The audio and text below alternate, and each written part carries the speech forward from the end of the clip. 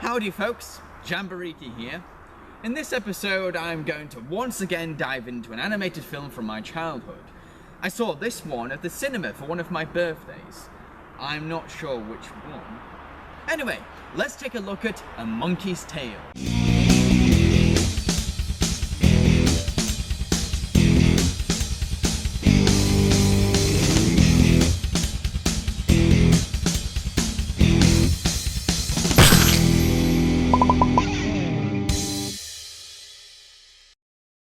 A Monkey's Tale is a French feature-length animated film. What's it about? Well, after a terrible earthquake, the race of monkeys were separated and began two different societies, the Woonkas and the Lankus. The Woonkas set up a home upon the top of the jungle trees and founded a tribal culture. The Lankus built a kingdom on the ground and now believe that the ocean is cursed. The film itself focuses on Kom, a young Woonka monkey who clumsily falls to the ground and ends up living in the royal Lunka castle. While the Lanku king is making plans to travel across the ocean, the Lanku chancellor and his minions are secretly plotting a conspiracy against the royal family, so that he can gain the crown for himself. It's up to Kom and a castle maid called Gina to stop the chancellor and his minions from stealing the throne. I believe that this film is a half and half offering. Some things work and other things flop. The parts of the movie about Kom's new life in a civilized society is a mixed bag. On the one hand, it was boring watching him have an unconvincing romance with Gina because their relationship lacks chemistry. I mean, I didn't believe that they had a romantic connection. It seems forced. I couldn't see a genuine spark between them both. On the other hand, I did like the relationship between Kom and the king. You can tell that they admire and respect each other. They're almost like a father and son. But there's a little tension there because the king isn't afraid to use his power against Kom. Unlike the film's romance, it's an interesting relationship.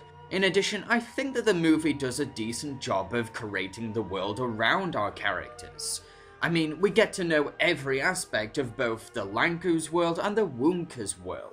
The film paints a detailed and clear picture of how each society works and what their beliefs are. And to be honest, I thought that both societies had some interesting practices and traditions. However, the Chancellor's conspiracy against the king wasn't very exciting to watch because he's such a dull villain. I'll explain why in the character segment, so be patient. My favourite bits in this movie would have to be the ones focused on the king's dream to reach another land. I think that there's a lot of cinematic drama to these specific scenes in the film because it's such an ambitious and grand goal for a character to have. I mean, I love this one visually glorious shot of the king and his men travelling across the frozen lake. It looked like a scene taken from a Werner Herzog film.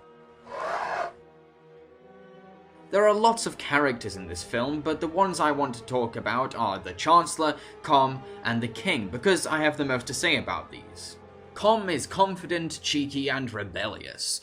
When writing a confident character, the result can either be a charming hero or a pain in the arse. Kom is a mix of the two. Sometimes he has the charismatic charm of Disney's Aladdin, but at other times he can be a bit annoying. I mean, I groaned and cringed when I heard him say lame lines like, "That's kid stuff," or use words like "babe." Why is he talking like this? He's a tribal monkey, not a Californian surfer. Now sure, Aladdin talks like a modern American teenager, but his dialogue doesn't make me facepalm. Plus, unlike A Monkey's Tale, Disney's Aladdin is sort of a tongue-in-cheek satire, so having Aladdin talk like a kid from the 90s fits the universe that it's set in. The Lanku King is lots of fun. He's jolly, spontaneous, optimistic, highly emotional, and he has a hobby of challenging tigers in the jungle. That's pretty badass. However, he's also very aware of his power, and this gives him a dark edge because you never know if he'll take advantage of his royalty.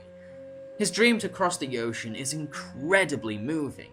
You can see how badly he wants to achieve this goal because of the lengths he'll go or the chances he'll take. The Chancellor may look and sound creepy, but he's a very bland villain. He's your typical power-hungry antagonist that's been included in so many other animated movies before. He has hardly any development and not much personality. Villains need to be fun and interesting in order to be engaging. Making them look sinister is not enough. The animation in this movie is pretty underwhelming. It's not the worst I've seen, but it doesn't have enough personality or the right level of fluidity. Sure, the character designs are well drawn, but the behaviour and emotions of these characters are poorly conveyed. When a character uses their body to express him or herself, they look a bit lifeless. When a character needs to emote, their face looks dead or half awake. You have to remember that emotions, charisma, and physical movement are very important ingredients for creating the illusion of animated life. I watched this movie in its English dub format, not the original French format, and I have to admit that the voice acting for the English dub is fantastic. Com is played by Matt Hill, who's best known for voicing Ed in the Cartoon Network show Ed, Edd and Eddy. Hill does a great job of portraying both Com's cheeky humour and confident attitude.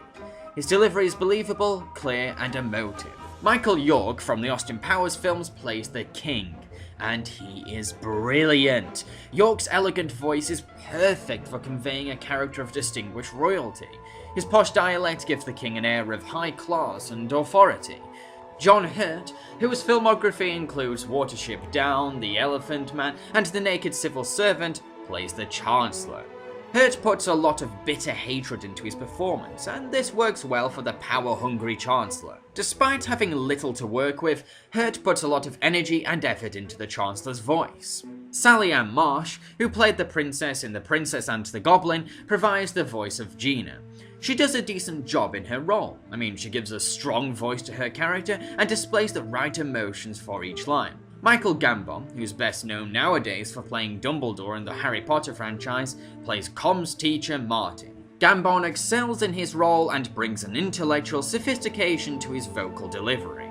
Comedian Rick Mail plays the Chancellor's little sidekick Gerard. I think that Mail can either be obnoxiously irritating or astoundingly entertaining, depending on how he's directed. His over-the-top style of acting can come across as annoying if he's given poor direction. In this film, he does a very good job, giving his character a devious and slimy voice. He's not aggravating to listen to, and his delivery fits the role.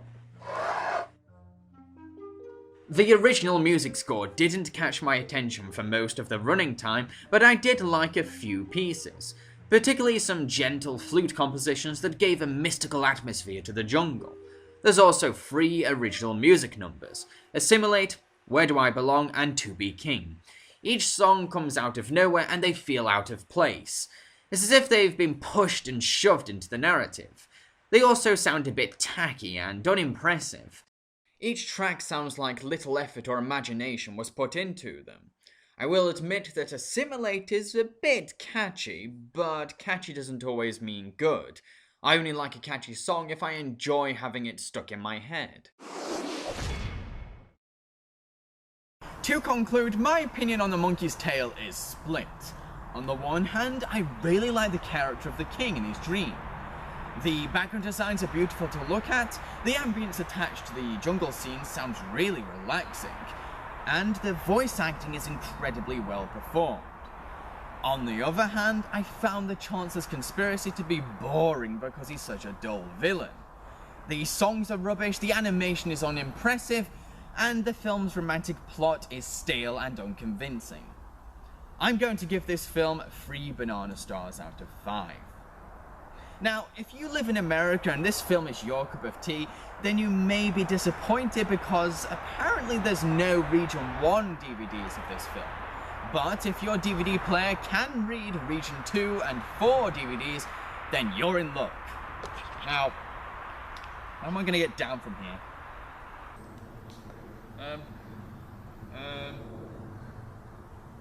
Help! Help! Get me down from here! Help! If you help me get down from here, I'll give you a Kinder Egg! Help! Help! Okay, I'll give you 2 Kinder Eggs! Help! Help! Oh wait, it's actually not that high. Oh.